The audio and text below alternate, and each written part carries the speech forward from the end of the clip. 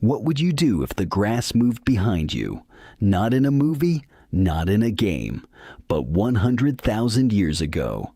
The sun is dying, the sky is turning red, your feet are bare, your hands are empty, and something is breathing behind you. You turn. Two yellow eyes stare back, low in the grass, still, patient. Then the body appears. A cave lion, bigger than any lion alive today, heavy with muscle, built for killing. Its paws are silent, its jaws are wide, its teeth are made for your throat. You have no gun, no knife, no metal, no armor, not even a sharp stick. Your nails are soft, your teeth are flat, your skin tears easily. You cannot outrun it, you cannot outclimb it, you cannot fight it. So here's the real question. How are you alive?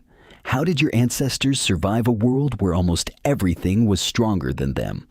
The easy answer is this. Humans were smart, but that answer is too simple. Because intelligence alone does not stop claws. A big brain does not matter when a predator reaches you in 3 seconds. A clever thought cannot block teeth.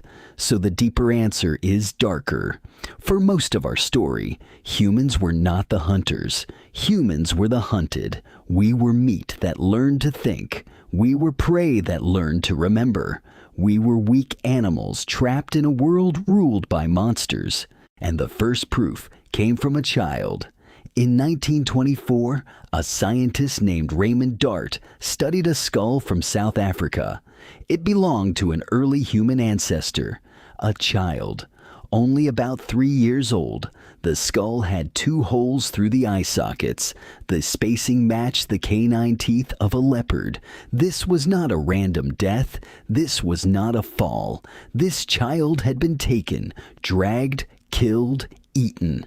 For millions of years, that was our reality. A shadow moved, a branch snapped, a baby screamed, and someone disappeared. Today, humans imagine ourselves as natural winners. But ancient humans did not feel like winners. They felt fear in their bones. They slept lightly. They listened to every sound. They scanned every tree. Because the world outside the firelight had teeth, and those teeth belonged to predators that make modern animals look small.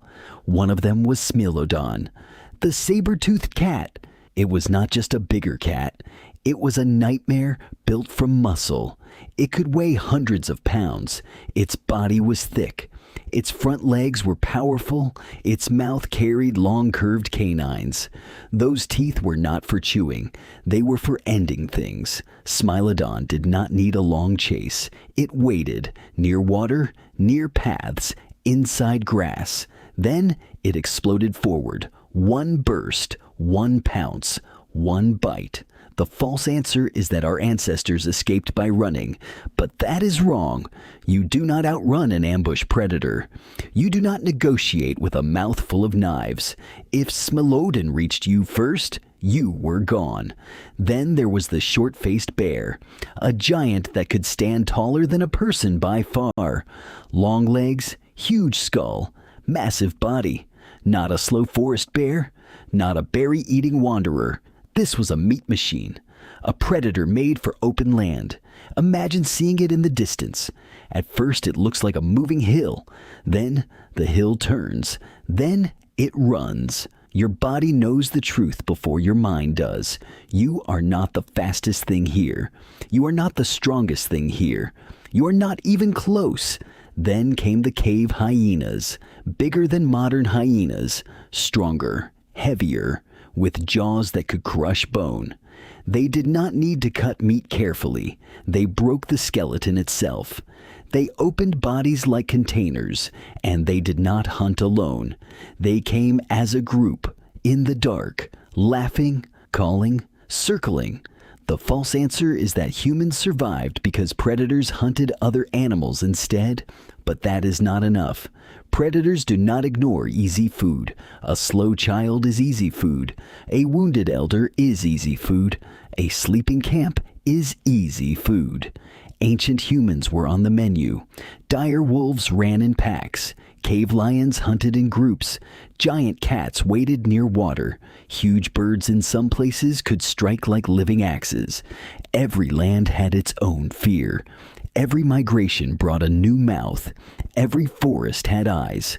And humans were badly designed for this fight. A chimpanzee is far stronger than a human. It has powerful arms, sharp canines, climbing skills. It can vanish into trees. And even chimpanzees get killed by leopards.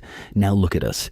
Weak arms, short nails, small teeth, thin skin, slow babies, poor night vision, average hearing, a weak sense of smell, and worst of all, we walked upright. That helped us see, but it also made us visible. A head above the grass is useful. It is also a target. Our babies were helpless for years. They cried loudly. They moved slowly. They needed constant care. In a predator world, that should have been a death sentence. By the rules of nature, humans should have vanished, but we did not vanish. The predators did. So what changed? The first answer is fire, but not in the way people think. Fire was not just warmth. Fire was a border, a circle of safety, a line that many predators would not cross. In ancient caves, researchers have found evidence of controlled fire reaching very far back in human history. Burned bones, ash, hearths, dark layers in the ground. These were not random sparks. These were places where humans brought night under control. Before fire, sunset was a prison. When darkness came, you hid. You stayed still. You waited. Every sound was a warning. Every shadow could be death.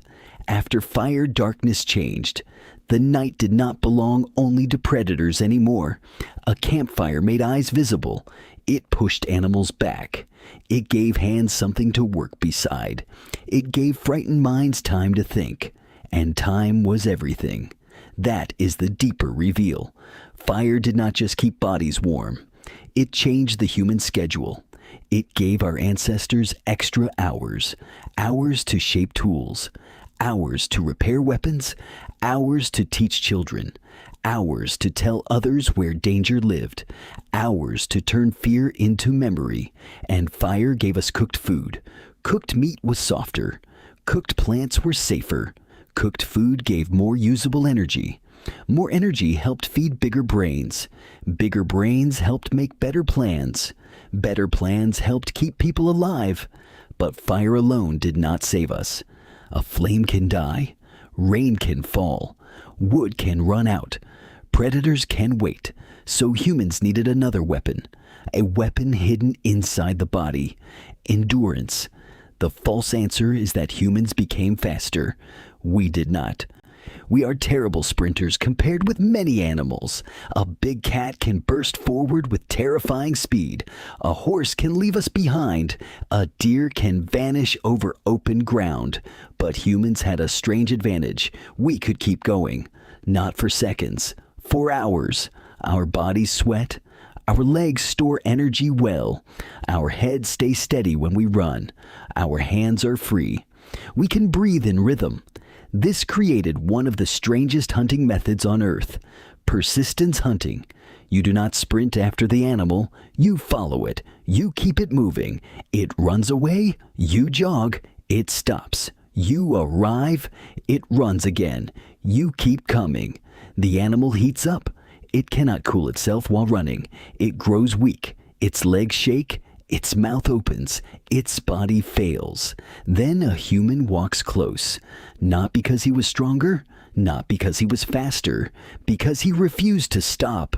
That is terrifying in a different way. To a predator, humans did not look dangerous at first. Then humans kept appearing. Over the ridge, across the dry riverbed, near the trees, again and again and again. We became the animal that followed. But endurance still was not enough. You can run for hours and still run into a lion. You can track prey and still become prey. So the next weapon was invisible. Pattern recognition. Ancient humans learned to read the ground like a story. A broken twig meant movement. A bent grass blade meant direction. A fresh footprint meant time. A smell meant distance. A silence in the birds meant danger. A circle of vultures meant death nearby. Tracks became language. Dust became memory. The land became a map. At first, humans tracked food. Then they tracked danger. They learned where cats waited. They learned where bears traveled. They learned which water holes were unsafe at dusk. They learned which caves already had owners. They learned that some predators hunted alone. Some hunted in groups. Some feared fire. Some tested the edge. This knowledge mattered more than strength. One person saw a print. Another remembered a story. A child watched. An elder warned. A group changed direction. A life was saved. That is where the real weapon appears. Not fire, not running, not tools. Each other. A lone human was weak. A group of humans was something else. Ancient sites have shown remains of human ancestors who survived injuries that should have killed them without help. Some lost teeth. Some had broken bones. Some were disabled. Some lived for years after they could no longer hunt well. Think about that. A lion with no teeth dies. A wolf with broken legs dies. A bear that cannot feed itself dies. But a human with no teeth could live because someone fed them. Someone softened food. Someone carried knowledge. Someone cared. This was not weakness. This was a revolution. Care turned fragile bodies into durable groups. The injured person could still remember. The elder could still teach. The watcher could still warn. The storyteller could still save the next child. In nature, useless bodies are usually abandoned. In humans, vulnerable people became libraries. That changed everything. Then language made the group sharper. Not just sounds, not just alarms, plans.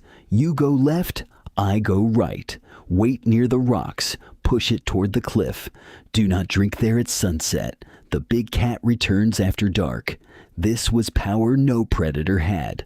A wolf pack is skilled, but it follows instinct. A human group could improvise. It could change strategy. It could set traps. It could remember failure. It could improve. Then came throwing, a strange human gift. Our shoulders, hands, eyes, and brains made us deadly at distance. A predator had to reach you. A human could hurt from far away. A rock, a spear, a pointed branch, a thrown weapon changed the rules.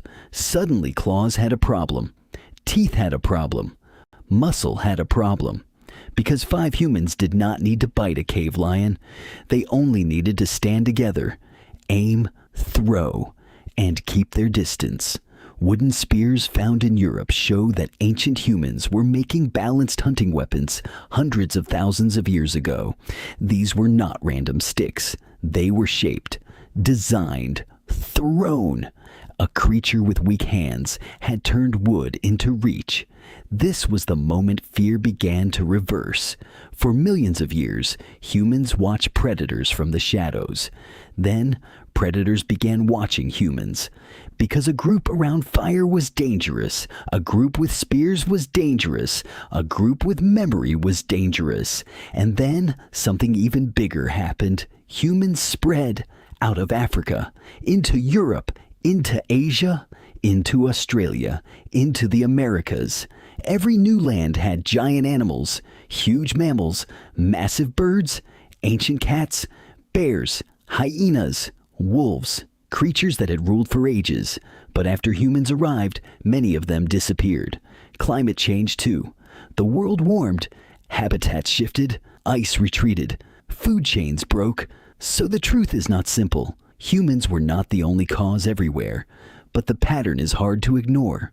Where humans went, the old giants struggled. Some vanished, some were hunted, some lost prey. Some could not adapt fast enough. Predators had evolved for bodies. They knew how to kill flesh. They did not know how to fight culture. That is the deepest reveal. Evolution gave predators weapons, speed, strength, teeth, Claws, night vision, camouflage. But evolution gave humans a different weapon, adaptability. If we could not run faster, we ran longer. If we could not bite harder, we used stone. If we could not see at night, we made fire. If we could not fight alone, we formed groups. If one person learned, everyone learned. If one generation survived, the next began smarter. Every weakness forced an invention. Every fear became a lesson. Every death became a warning, and the warnings accumulated. That is why you are here. Not because your ancestors were fearless. They were terrified. They had to be. Fear kept them awake. Fear made them listen. Fear made them plan. Fear made them teach. Courage did not save humans. Shared fear did. A child taken by a leopard was not forgotten. A camp attacked at night became a rule. A hunter killed near water became a story. A footprint in mud became a signal. A fire that scared away eyes became a tradition. Slowly, the hunted animal changed. It stood closer to the flame. It picked up a stone. It shaped a spear. It watched the dark. It whispered a plan. And for the first time, the predator hesitated. Imagine that cave lion again. The grass moves. The eyes glow. But this time you are not alone. Behind you the fire burns. Beside you others stand. One holds a spear. One holds a torch. One knows where the lion attacked last season. One remembers the safest path home. One watches the cubs. One watches the shadows. The lion sees something new. Not a weak animal. Not easy meat. A pattern. A group. A memory that can throw. So it waits. Then it turns away. That small moment changed the planet. For 2 million years, we were prey. We hid from the night. We buried our dead. We lost children. We ran from eyes in the grass. But we had one gift no predator could match. We could turn survival into knowledge, and knowledge into culture, and culture into power. The monsters were stronger, but they had to learn through genes. We learned through stories. They changed over thousands of generations. We changed before sunrise. That is how a soft animal survived a hard world. That is how prey became the most dangerous creature on Earth. Not by growing claws, but by learning together.